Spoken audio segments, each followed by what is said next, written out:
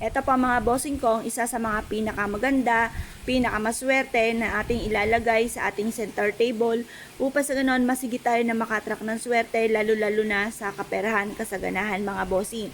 Ngayon pa mga bossing, lagyan nyo po ito ng barya pero itong ating bigas, pwede nyo naman itong isaing uli basta hugasan nyo lang itong mabuti. Yung barya mga bossing ko ay isa sa mga subok na proven na napakaswerte lalo-lalo na pagdating sa usapin ng kaperahan mga bossing. Ayan po, sa tagal na po niya na meron na po siya mga bukbok mga bossing. Kaya gawin po natin para hindi masayang po ito, hugasan natin itong mabuti yung ating pong bigas. Pwede naman natin siyang isaing pumuli.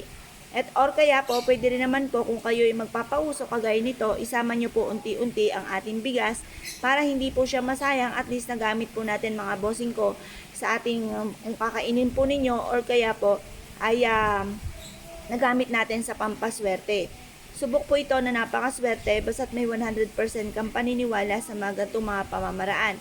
Ngayon pa mga bossing, ang ating barya ay isa sa mga pinakamainam na gamitin natin pampaswerte upang sa ganon ay higit tayo na makatrack ng swerte lalo-lalo na tungkol sa usapin ng pera.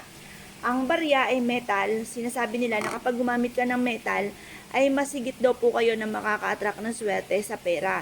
Kasi ang metal mga bossing ko ay hindi nababasag, siya po mga bossing ko ay matibay, na nihahalin tulad din po sa mas magiging fighter tayo sa hamon ng buhay.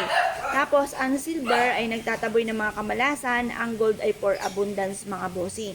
Tapos yung ating barya naman na may rose gold na 20 pesos, ang rose gold mabilis na solusyon sa mga problema at mabilis din na maka-attract ng swerte lalo na sa pera.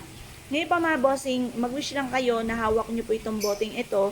Kahit maliit na bote lamang, mag-wish ka na sa pamamagitan nito ay magtutuloy-tuloy ang pasok ng swerte.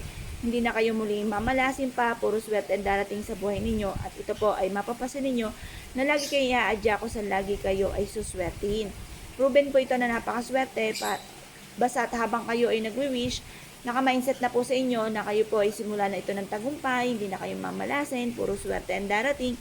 Ganun po, kasi kapag kayo gumagawa ng pampaswerte tapos nasa isipan nyo ay pangit din po mga magaganap kasi makapangyarihan ng ating isipan, ng ating salitain at ang ating pandama. Kaya habang kayo gumagawa ng mga pampaswerte, nasa isipan po ninyo panay mga magaganda na simula na ito ng tagumpay at hindi na kayo muli mamumblema pa tungkol sa usapin ng pera. Ito po, paborito ko ito. Kung mapapasin ninyo, di ba may mga bukbuk na nga po siya. Matagal na po siya nung pagsalubong ng 2023, nakalagay na po siya dito sa aking lamesa mga bossing.